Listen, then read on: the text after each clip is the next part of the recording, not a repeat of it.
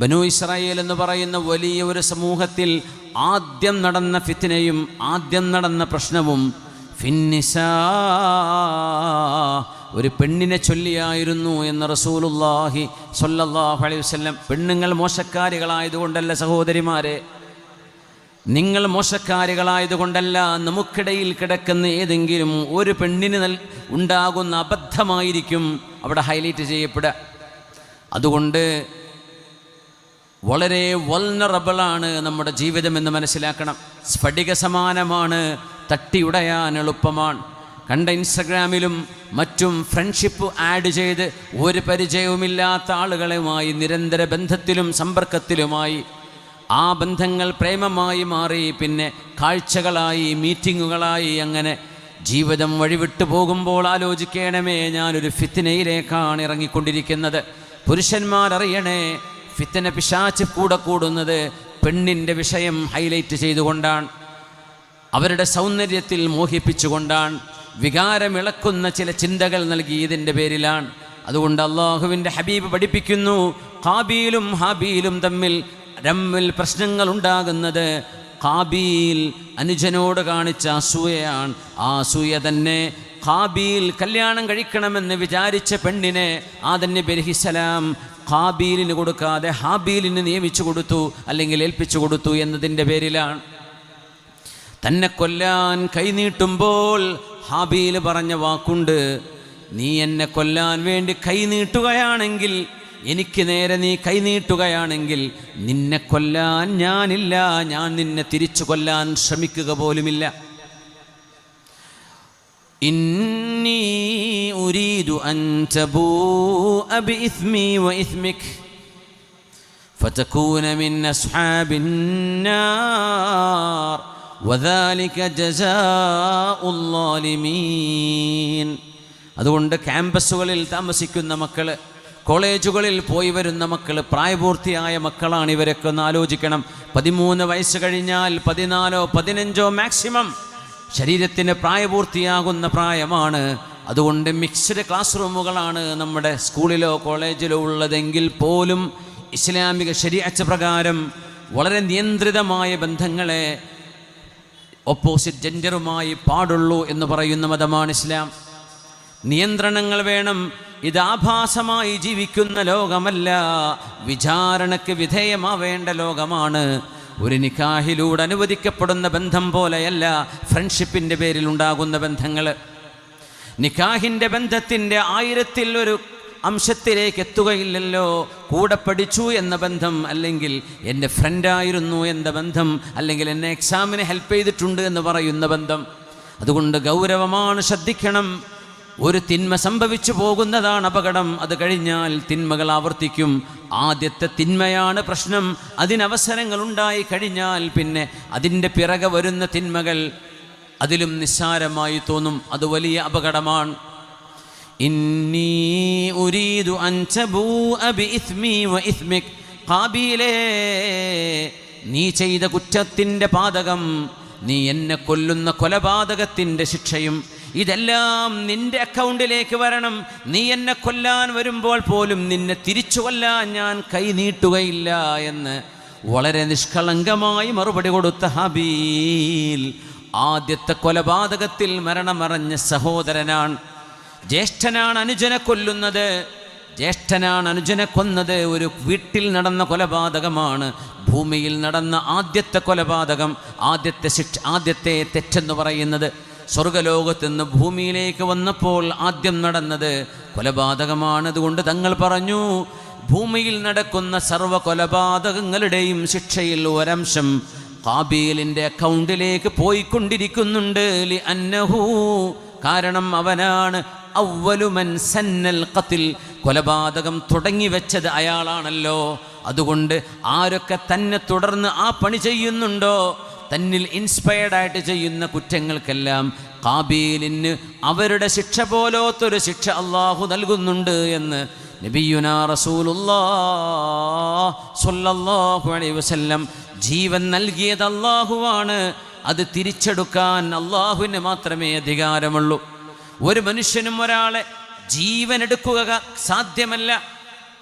നമ്രൂദുമായി സയ്യിദുന ഇബ്രാഹിം അലൈഹിസ്സലാം സംവാദം നടത്തുമ്പോൾ ഇബ്രാഹിം നബി പറഞ്ഞൊരു വാക്കുണ്ട്, എൻ്റെ റബ്ബാണ് യുഹീ വ യുമീത്, ജീവൻ നൽകുന്നതും മരിപ്പിക്കുന്നതും അല്ലാഹുവാണ്.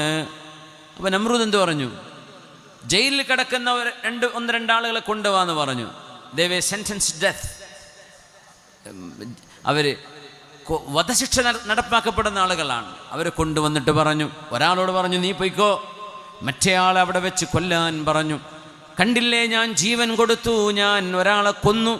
ജീവൻ എടുക്കാനും ജീവൻ കൊടുക്കാനും ഇബ്രാഹീമേ അലൈഹിസ്സലാം, നിന്റെ പടച്ചവന് കഴിയുന്ന പോലെ എനിക്കും കഴിയുമെന്ന് നമ്രൂദ് വാദിച്ചപ്പോൾ ഇബ്രാഹിം അലൈഹിസ്സലാം അതിന് മറുപടി കൊടുക്കുന്നില്ല. കാരണം ആ പറഞ്ഞ വാദം അടിസ്ഥാനരഹിതമാണ്. എന്തുകൊണ്ട്? ഒരു മനുഷ്യനെ കൊല്ലുക എന്ന് പറയുന്നത് ഒരു ബോഡിയുടെ സ്ട്രക്ചർ ബ്രേക്ക് ചെയ്യലാണ്. റൂഹ് നിലനിൽക്കാൻ മനുഷ്യൻ്റെ ശരീരത്തിൽ എന്ത് സെറ്റപ്പ് വേണമോ എന്ന് അള്ളാഹു തീരുമാനിച്ചതിനെ ബ്രേക്ക് ചെയ്യുകയാണ് ഒരു കൊലപാതകി ചെയ്യുന്നത്. എന്നാൽ മരണം നടത്തുക എന്ന് പറഞ്ഞാൽ ഒരു രോഗിയുടെ ദേഹത്ത് തൊടാതെ ആ ദേഹത്ത് നിന്നും ദേഹിയെ റൂഹിനെ പിടിച്ചെടുക്കാൻ ഒരു മനുഷ്യന് കഴിയുമോ? ആ ബോഡിയിൽ ഡാമേജ് ചെയ്യരുത്, ആ ബോഡിയിൽ വിഷം കുത്തിവെക്കരുത്, ആ ബോഡിയിൽ നിങ്ങൾ അപകടം വരുത്തരുത്. കിടന്ന മനുഷ്യനെ ആ കിടക്കുന്ന കിടപ്പിൽ നിന്ന് റൂഹിനെ പിടിക്കാൻ നിങ്ങളെ കൊണ്ട് കഴിയുമോ? എങ്കിലാണ് എനിക്ക് മരിപ്പിക്കാൻ കഴിയുമെന്ന് പറയാൻ പറ്റൂ. അതുകൊണ്ട് ഇബ്രാഹിം നബി അലൈഹി സ്വലാം തർക്കിക്കാൻ നിന്നില്ല. എൻ്റെ പടച്ചവൻ ആരെന്നറിയുമോ?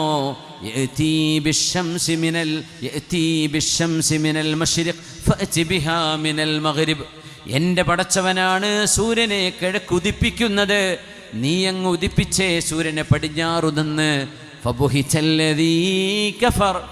ദൈവനിഷേധിയായ നിരീശ്വരവാദിയായ നമ്രൂദ് ഉത്തരം മുട്ടി എന്ന് വിശുദ്ധ ഖുർആൻ. അതുകൊണ്ട് ജീവിതവും മരണവും അള്ളാഹു സംവിധാനിക്കുന്നതാണ്. ഒരു റൂഹിനെയും നശിപ്പിക്കാൻ, ആ ശരീരം ബ്രേക്ക് ചെയ്യാൻ അള്ളാഹു ആരെയും അനുവദിച്ചിട്ടില്ല. കോടതികൾക്ക് നൽകിയ അധികാരമൊഴികെ, കോടതികൾ ശിക്ഷ വിധിക്കുന്നതൊഴികെ, അതും ജഡ്ജിമാർ അത്രക്കുമേൽ സൂക്ഷ്മതയോടുകൂടെ വിശകലനം ചെയ്ത് പഠിച്ചതിന് ശേഷം കുറ്റവാളിയാണെന്ന് ബോധ്യപ്പെട്ടെങ്കിൽ മാത്രമേ ഒരു മനുഷ്യന് വധശിക്ഷയ്ക്ക് വിധിക്കാൻ പാടുള്ളൂ. അള്ളാഹുവിൻ്റെ റസൂല് പഠിപ്പിക്കുകയാണ്, ആ വലിയൊരു പാതകം ചെയ്യാൻ നിമിത്തമായത് എന്തേന്നറിയുമോ? അൽ ഹസദു, അസൂയയായിരുന്നു. അസൂയയാണ്. ഒരു ആലുവ കച്ചവടക്കാരൻ അടുത്ത ആലുവ കച്ചവടക്കാരനോട് ചിലപ്പോൾ ഒരു പക്ഷേ, ഒരു ഒപ്റ്റിക്കൽസിന് അടുത്ത ഒപ്റ്റിക്കൽസിന്, ഒരു കാർ ഷോപ്പുകാരൻ അടുത്ത കാർ ഷോപ്പിനോട്, ഒരു ജ്യൂസ് വിൽക്കുന്ന കടക്കാരൻ അടുത്ത ജ്യൂസ് കടയോട്, ഒരു റെസ്റ്റോറൻറ്റുകാരന് തൊട്ടപ്പുറത്ത് വരുന്ന റെസ്റ്റോറൻറ്റ് കടക്കാരനോട് ഇങ്ങനെയൊക്കെ തോന്നാം. ഒരു മുസ്ലിയർക്ക് വേറെ മുസ്ലിയരോടും തോന്നാം, ഒരു എഞ്ചിനീയർക്ക് വേറെ എഞ്ചിനീയറോട് തോന്നാം, എല്ലാവർക്കും. ഇനി ഒരു മൈക്ക് സെറ്റർക്ക് അടുത്ത മൈക്ക് സെറ്റരോട് തോന്നാം. സ്വാഭാവികമാണ്. എന്തേ? മനുഷ്യൻ വിചാരിക്കുന്നത് റിസ്ക് എന്ന് പറഞ്ഞാൽ നമ്മൾ മാന്തിയെടുക്കുന്നതാണെന്നാണ്. ആണോ? അല്ല. നിങ്ങളുടെ റിസ്ക്കിൽ നിന്ന് ഒരക്ഷരം, ഒരു ഫിൽസ് പോലും കുറയാതെ നിങ്ങളുടെ തൊട്ടടുത്ത ഷോപ്പുകാരന് കൊടുക്കാൻ അള്ളാഹുവിന് കഴിയും. നിങ്ങളുടെ റിസ്ക് എടുത്ത് അതിൽ നിന്ന് പകുതിയല്ല അടുത്തവന് കൊടുക്കുന്നത്. പിന്നെയോ നിങ്ങൾക്ക് വേണ്ട കസ്റ്റമറെ കൊണ്ടുവരാൻ അള്ളാഹു കഴിയും. ഒരു കഷ്ണം വാങ്ങിയവനെ കൊണ്ട് 2 കിലോ വാങ്ങിപ്പിക്കാനും അള്ളാഹുവിന് കഴിയും. അതുകൊണ്ട് എൻ്റെ അരികത്ത് വന്ന കച്ചവടക്കാരന് റബ്ബേ നീ ബർക്കത്ത് കൊടുക്കണേ എന്ന് ദുആ ചെയ്യുന്ന കച്ചവടക്കാർ വേണം. അവൻ പൊളിഞ്ഞു പോകട്ടെ എന്ന് പറഞ്ഞ് കൂടോത്രം ചെയ്യുന്നവരല്ല വേണ്ടത്. അങ്ങനെ ചെയ്യുക. കോഴിമുട്ട, അനങ്ങിയ മുട്ട പരിപാടിയാണ്. കൂടോത്രം ചെയ്യുക, സിഹർ ചെയ്യുക, ഓടിക്കാൻ, മാരണം ചെയ്യുക. ആ സാധു എന്തൊക്കെയോ പണ്ടവും സ്വർണ്ണമൊക്കെ വിറ്റിട്ട് തുടങ്ങിയ കച്ചവടമായിരിക്കും. ഇപ്പം കൊണ്ടുവന്ന് കൂടോത്രം ചെയ്യും. അവിടെ ആ സാധനം ഇത് കണ്ടുപിടിക്കാനും കഴിയില്ല. അങ്ങനെ കസ്റ്റമർ ആരും കയറാണ്ടാവും, പോവും ചെയ്യും. ഇന്നിപ്പോൾ അതും കച്ചവടം, കൊലപാതകം വരെ എത്തി. സുബ്ഹാനല്ലാഹ്. അള്ളാഹു നമ്മുടെ നാടിനെ കാക്കട്ടെ. അബദ്ധങ്ങളിലും ഇതുപോലെയുള്ള വീഴ്ചകളിലും ചെന്നുപെടാതെ അള്ളാഹു നമ്മെ കാത്തുരക്ഷിക്കട്ടെ. ആലോചിച്ച് നോക്കൂ, അസൂയയാണ് മനുഷ്യനുള്ളത്. ഒരുത്തൻ്റെ വീട് കാണുമ്പോൾ അതുപോലെയോ അതിലേറെയോ അതിന് സമാനമോ നമുക്കനുയോജ്യമായതോ ആയത് അള്ളാഹു തരാൻ കഴിവുള്ളവനാണ് എനിക്ക്. ഞാൻ എന്തിനസൂയ വെക്കണം? അള്ളാഹു ഒരു മനുഷ്യന് കൊടുത്തത് എനിക്കിഷ്ടമായില്ല എന്ന് പറയാൻ, അള്ളാഹിൻ്റെ അധികാരത്തിൽ കയറിക്കളിക്കാൻ ആരാണ് നിങ്ങൾക്ക് അധികാരം തന്നത്? അസൂയ എന്ന് പറഞ്ഞതല്ലേ. അള്ള കൊടുത്തത് എനിക്കിഷ്ടമായില്ല, നീ ആരാണത് ചെയ്യാൻ? അള്ളാന്റെ തീരുമാനമല്ലേ അത്.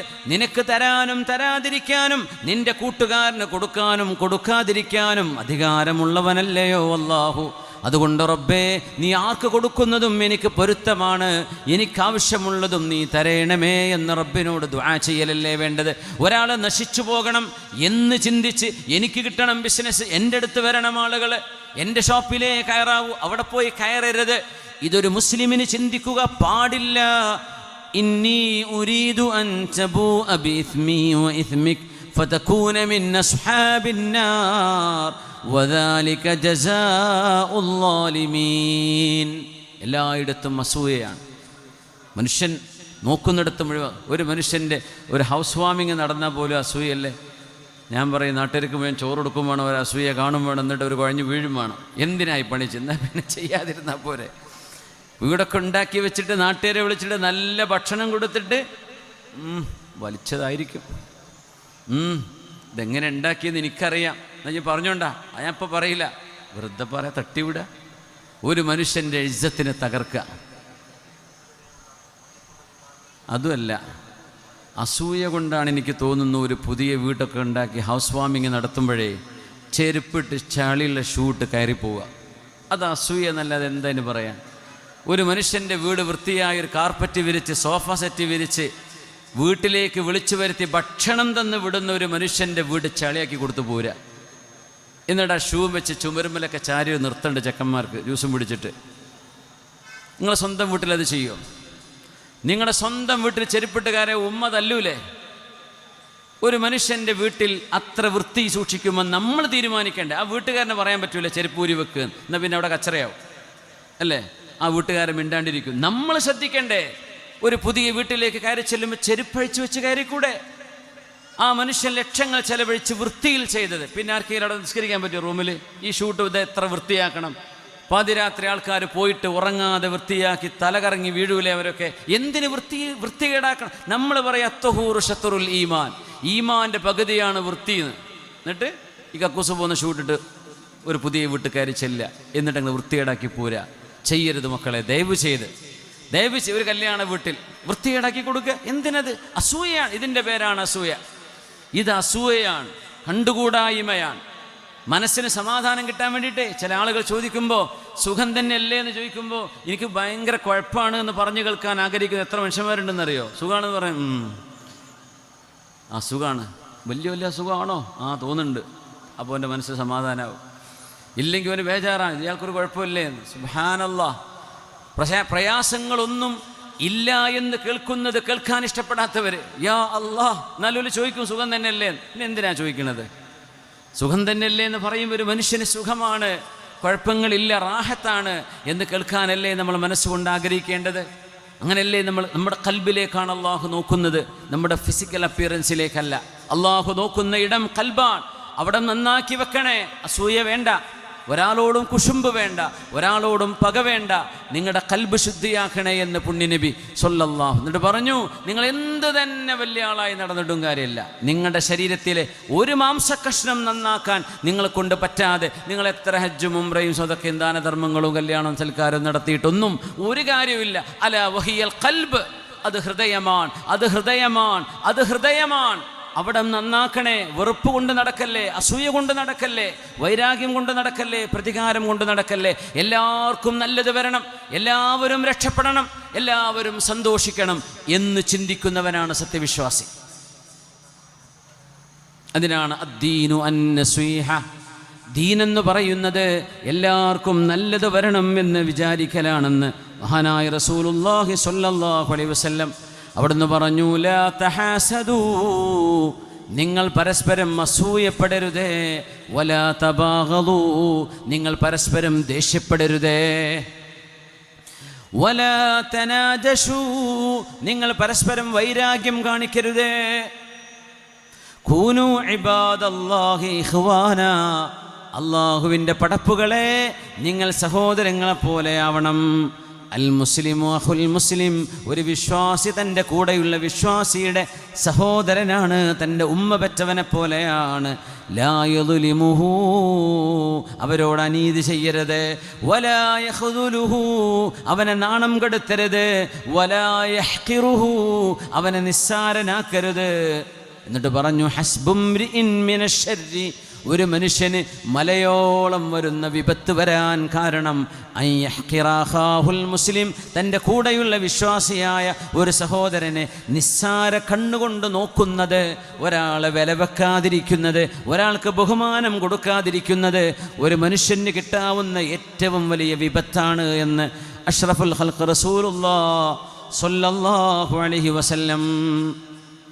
മൂന്നാമത്തെ കാര്യം മുആദ് ഇബ്നു ജബൽ എന്നവരോട് നബി തങ്ങൾ പറഞ്ഞതാണ്. യമനിലേക്ക് പോകുമ്പോൾ, യമൻ അന്ന് മുസ്ലിം ഭരണമായിരുന്നില്ല, യമൻ തൗഹീദ് ലഭിച്ചിരുന്നില്ല. അന്ന് യമനിൽ തൗഹീദില്ലായിരുന്നു. അവിടെ തൗഹീദിൻ്റെ വെളിച്ചവുമായി പുണ്യനബി പറഞ്ഞയച്ച സ്വഹാബിയാണ് മുആദ് ഇബ്നു ജബൽ റളിയല്ലാഹു അൻഹു എന്ന് പറയുന്ന പണ്ഡിതന്മാരുടെ നേതാവ്. മുആദേ വത്തഖി ദഅവതൽ മദ്ലൂം, നീതി നിഷേധിക്കപ്പെടുന്ന ആളുകളുടെ പ്രാർത്ഥന നിങ്ങൾ പേടിക്കണമേ, അനീതി ചെയ്യരുതേ. മുആദേ ഫഇന്നഹു ലൈസ ബൈനഹാ വബൈനല്ലാഹി ഹിജാബ്, ആ പ്രാർത്ഥനയുടെയും അല്ലാഹുവിൻ്റെയും ഇടയിൽ മറയില്ല കേട്ടോ എന്ന് മഹാനായ റസൂലുള്ളാഹി തങ്ങൾ പറയുമ്പോൾ, ആരാണ് ആ പ്രാർത്ഥിക്കാൻ ഇടയുള്ളത്? അവിശ്വാസികൾ.